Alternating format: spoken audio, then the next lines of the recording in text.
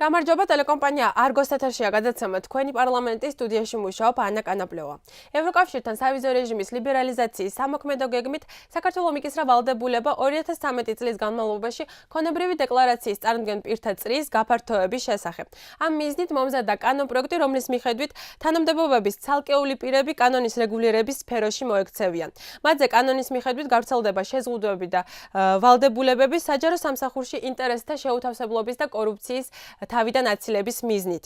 კანონი ითვალისწინებს კორუფციული სამართალდარღვევის ჩადენისთვის პასუხისმგებლობას, ეკონომიკური ინტერესების გაცხადებას და ამ მიზნით თანამდებობის პირის ქონებრივი მდგომარეობის დეკლარაციის შევსებას.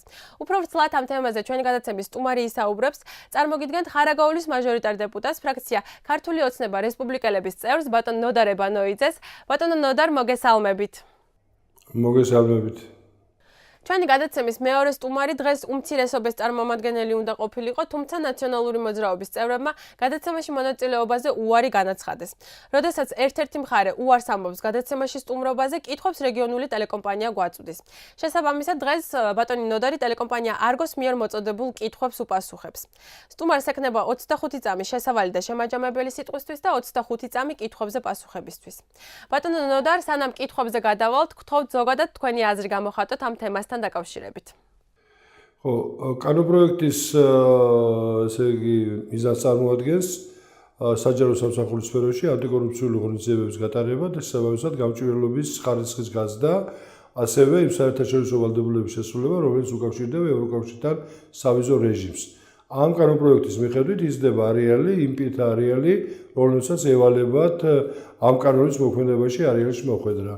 და ამათზე მნიშვნელოვნად გაიზარდა ამ ადამიანთა წრე. ახლა კითხვებზე გადავდივართ და ტელეკომპანია Argos პირველი კითხვა. უფრო კონკრეტულად, რა თანამდებობის პირებს შეეხება საჯარო მოხელეთა წრის გაფართოება? რას გულისხმობს კანონპროექტი? ესე იგი, გაფართოება შეეხება სამინისტროების, სამმართველოს უფროსებსა და მათ მოადგილეებს, ასევე სახელმწიფო მინისტრის აპარატის საქვეუწყებო დაწესებულების ხელმძღვანელებს და მათ მოადგილეებს, ასევე სახელმწიფო საქვეუწყებო დაწესებულებს და მათ მოადგილეებს. ასევე კანონის არეალში შევიდა საჯარო სამართლის იურიდიული პირებისა და არაკომერციული, არასამეწარმო იურიდიული პირების ხელმძღვანელები და მათი მოადგილეები, იქ სადაც სახელმწიფოსა და თვითმმართველობის წილი არის საკონტროლო პაკეტის ფარგლებში. ბატონო ნოდარ, რა იცვლება შეზღუდვებისა და ვალდებულებების კუთხით? ესე იგი, იცვლება ერთადერთი რამ იზრდება იმ პირთა წრე, რომელიც ხვდებიან კანონის მოქმედების არეალში. სხვა ესე იგი დანარჩენი, ისინი მათ ეკისრებათ იგივე ვალდებულება, რაც ეკისრებოდათ იმ პირებს, რომლებიც ხვდებოდნენ ინტერესთა შეუთავსებლობის და კორუფციის მოქმედი კანონის არეალში. ანუ ეს გაიზარდა პირთა წრე. ეს არის ცვლილების არსი. დიდი მადლობა. ითვალისწინებს თუ არა საჯარო სამსახურის შეთავსებას? თუ კი, რა რანგის მოხელისთვის? ესე იგი, შეთავსების საკითხი არ არის ახლა ამ დღესაღარ აკანონზეა ჩვენ ვჯერლობს შეთავსების საკითხი ამ კანონთან მიმართებაში მე ვფიქრობ არაფერ შუაში არ არის. ანუ შეთავსებას განსაზღვრავს საჯარო სამსახურის საქართველოს კანონი, თუ რა შემთხვევაში შეიძლება საჯარო მოხელე განახორციელოს შეთავსების სამუშაოები. ეს ამ კანონთან მიმართებაში არაფერ შუაში არ არის, მე ვფიქრობ, ეს აღნიშნული კითხვა. და გადაცემის მიწურულს გთხოვთ შეაჯამოთ ეს თემა, ასევე 25 წამი გექნებათ დრო, გისმენთ.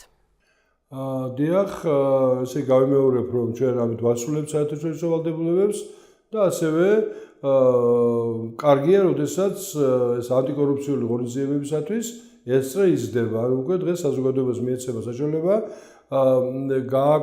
შეძლოს ინფორმაციების მოპოვება და ეს გაკონტროლება უფრო მეტი ადამიანებისა, რომელთა მოხვედრა ბუნებრივი ამ კანონის ფარგლებში იწევს მათ ვალდებულებებს, რომ საჯარო გახადონ ძალიან ბევრი ინფორმაცია, რაც შეეხება მათ შემოსავლებსა და საქმიანობას.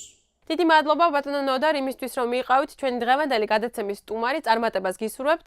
ასეთი იყო თქვენი პარლამენტი დღეს, მე გემშვიდობებით მომავალ შეხვედრამდე.